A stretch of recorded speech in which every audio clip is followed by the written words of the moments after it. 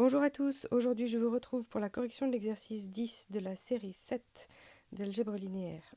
Commencez par regarder l'énoncé, arrêtez la vidéo pour faire l'exercice avant de regarder la correction. Donc, ici on commence toujours par calculer l'équation caractéristique, c'est-à-dire la matrice associée à l'endomorphisme, moins lambda fois l'identité, et son déterminant doit être égal à 0. On remplace donc toutes les valeurs ici données dans l'énoncé et on obtiendra un polynôme de degré 2. On peut évidemment le factoriser à l'aide d'une identité remarquable. Ici, j'ai choisi de le faire avec la formule du discriminant. On trouve delta égale à 1 et deux valeurs propres qui sont donc 3 et 2.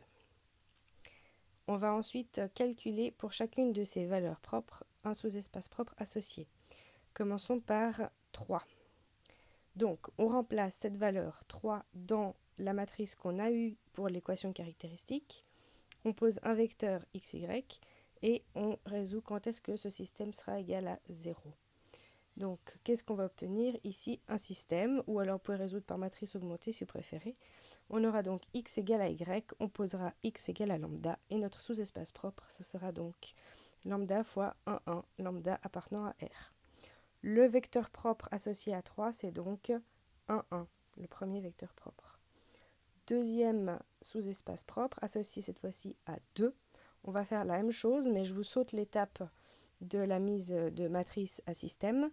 Et la résolution est aussi très rapide. Ici, on trouve un deuxième vecteur propre qui est les coordonnées 1 et 2. On a donc le sous-espace propre associé lambda 1, 2 et lambda 1 réel.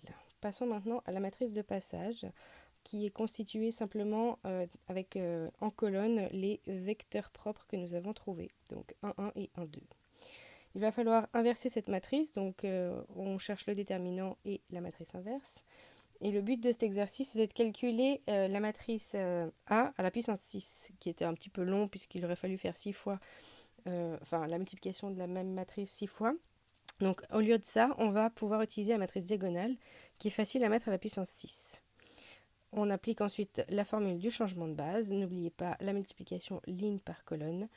Et on a donc le résultat qui n'est pas très joyeux, joli, etc. mais qui est beaucoup plus rapide à obtenir que si on avait dû faire la matrice A 6 fois.